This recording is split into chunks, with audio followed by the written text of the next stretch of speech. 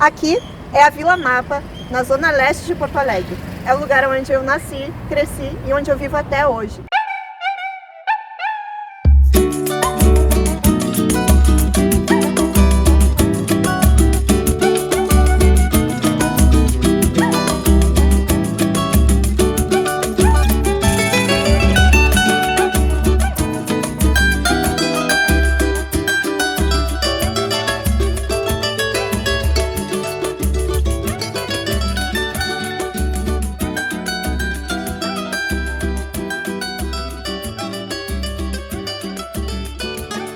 Mas quer saber de uma coisa? Aqui eu pude perceber também um fio de esperança. E esse fio de esperança vem de um projeto muito especial, que é a Orquestra Vila Lobos.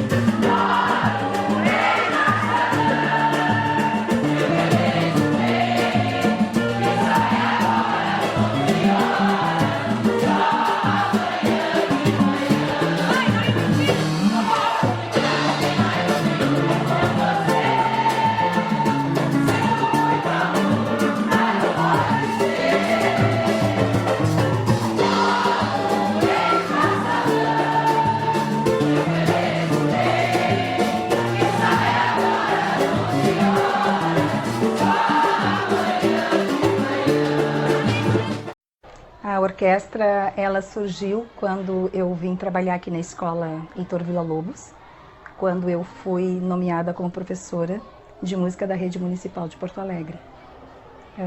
Quando eu cheguei aqui, eu entrei como professora de música numa escola em que praticamente não tinha uma história de música, de trabalho de música dentro do seu ensino.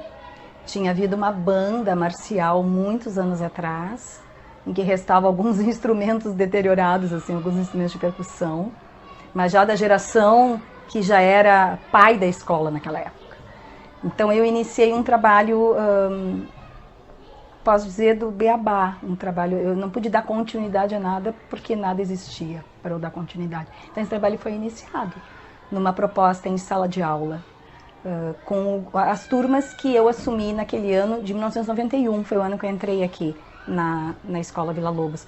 Foi o ano em que eu estava grávida da minha filha, então eu trabalhei um semestre e a minha filha nasceu em julho. A orquestra mesmo, ela iniciou no ano seguinte, na prática ela iniciou no ano seguinte.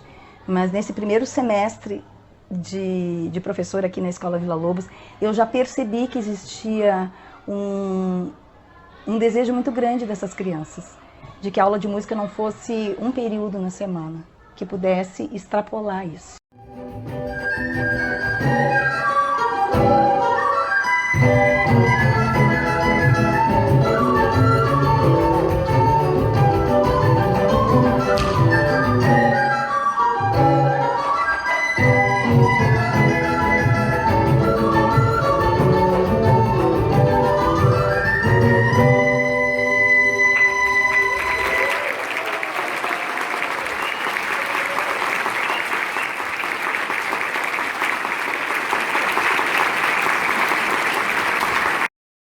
E de imediato, já no início daquele ano, eu ofereci um horário no turno inverso para as crianças, as crianças interessadas, então foi por interesse, não era uma atividade obrigatória, o que não é até hoje, para elas estarem comigo de tarde para fazer música de uma outra forma, de uma maneira um pouco mais intensa, coletivamente.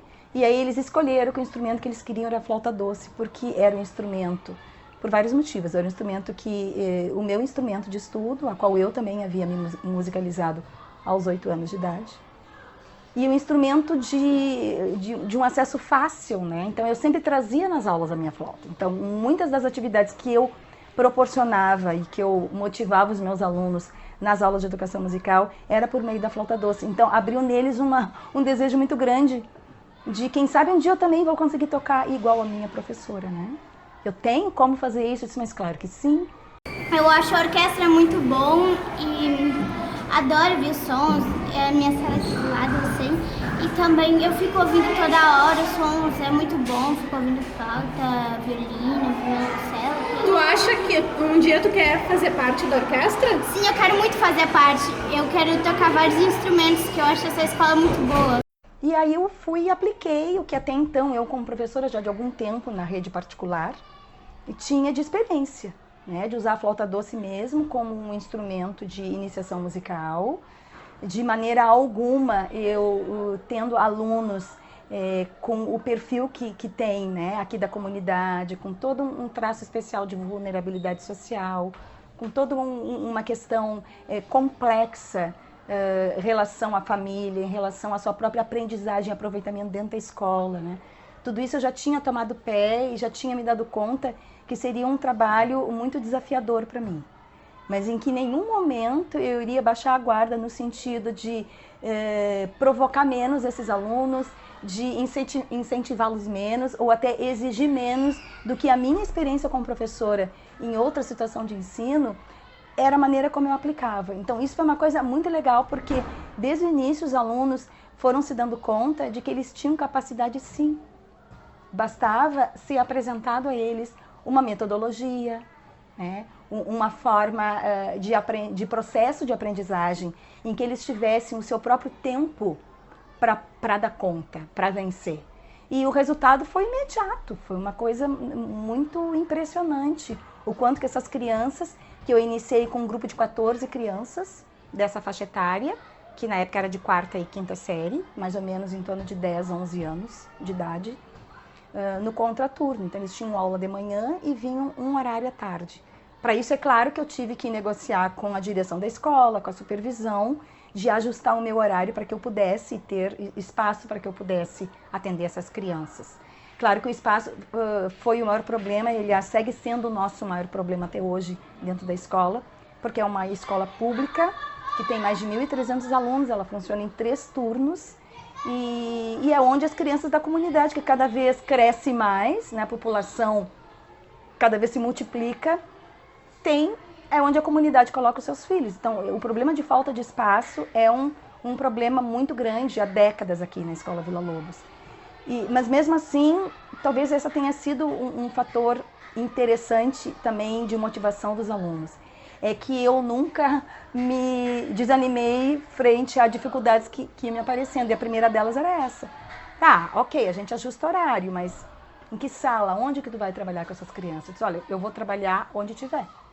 Então, eu lembro que a cada semana que eu chegava na escola, eu chegava, já procurava logo ali o serviço de supervisão e direção da escola para saber qual a sala vaga que tinha naquele momento na escola para que eu pudesse usar. E muitas vezes não tinha sala vaga, então eu trabalhava no pátio. Eu lembro muito bem, pedia licença aos colegas da educação física, usava um cantinho lá no fundo dos bancos, lá no fundo da quadra, já junto da parede do ginásio, debaixo das árvores que cresciam ainda naquela época, ainda não eram frondosas que nem são hoje, para que ali eu pudesse reunir os meus alunos. Eu lembro que eu pegava pedrinhas do chão para botar em cima das folhas para não voar, porque batia vento e voava, a gente não conseguia trabalhar. As flautas, de imediato a Secretaria de Educação conseguiu para nós comprar flautas, então mandou para nós também. E aí eu ia trazendo tudo que eu tinha em casa. Material de xerox, na época a escola nem tinha material de xerox, era mimeógrafo, e que a gente tinha uma cota também de mimeógrafo para poder usar, da folha matriz, né? A gente rodava álcool aquilo, e o mimeógrafo era muito ruim, porque saía muito fraquinho, e desde o início eu imprimi nos alunos a aprendizagem musical como uma linguagem a ser conhecida, portanto com a pauta musical. Não era só por ouvido, aprendizagem por imitação. Era a nível cognitivo mesmo, de tu aprender uma nova linguagem, né?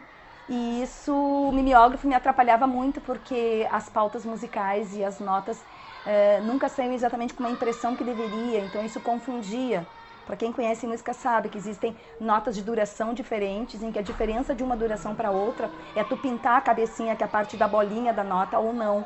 E muitas vezes no mimeógrafo isso vinha transparente, porque não reproduzia como devia, né?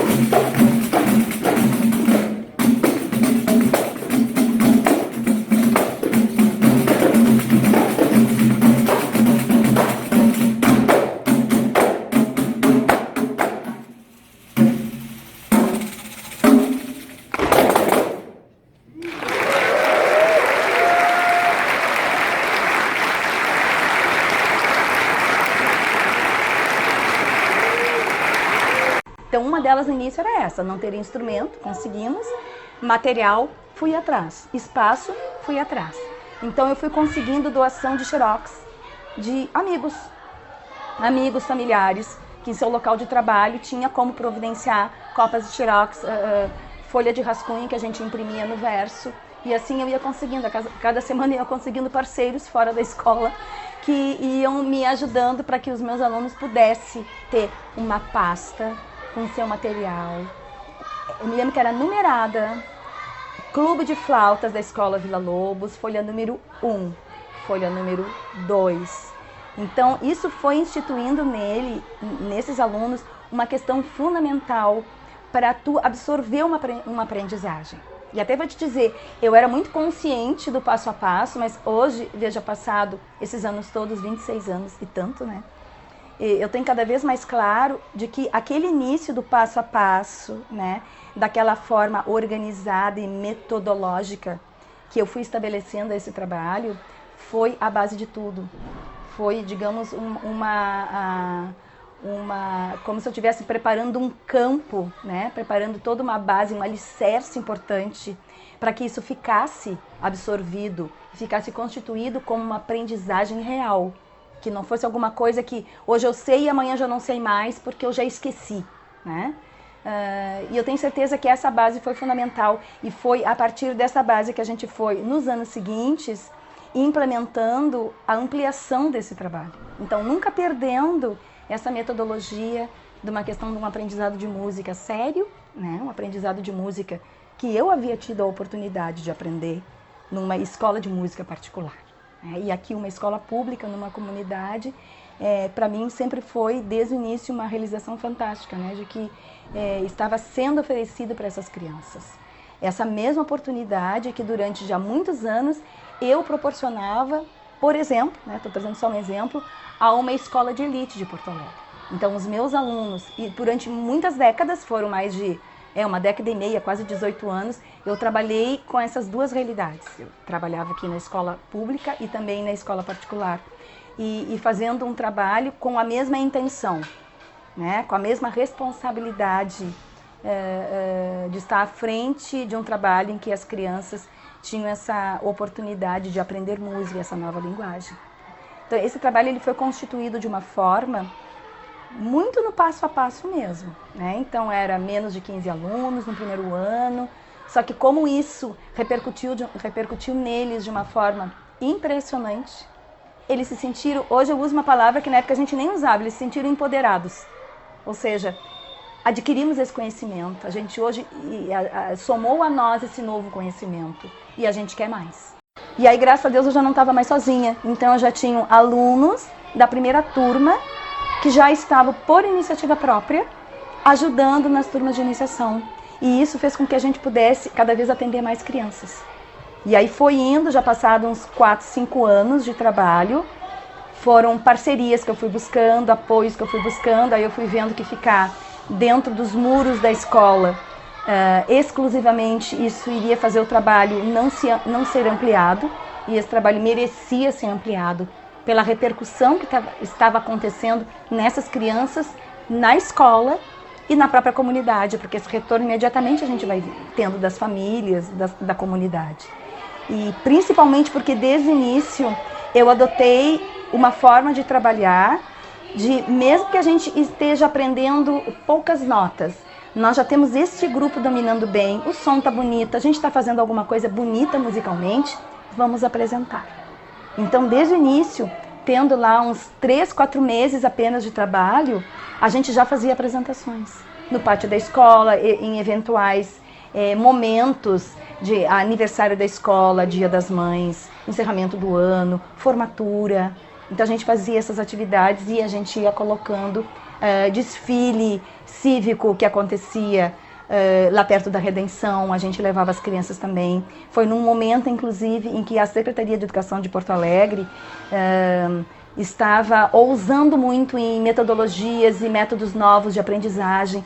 Então, o trabalho aqui de música do Vila Lobos despertou um interesse muito grande da própria mantenedora, um interesse positivo de investir, querer saber mais o que acontecia e buscar junto com a gente da escola também alternativas viáveis para que esse trabalho pudesse ter continuidade.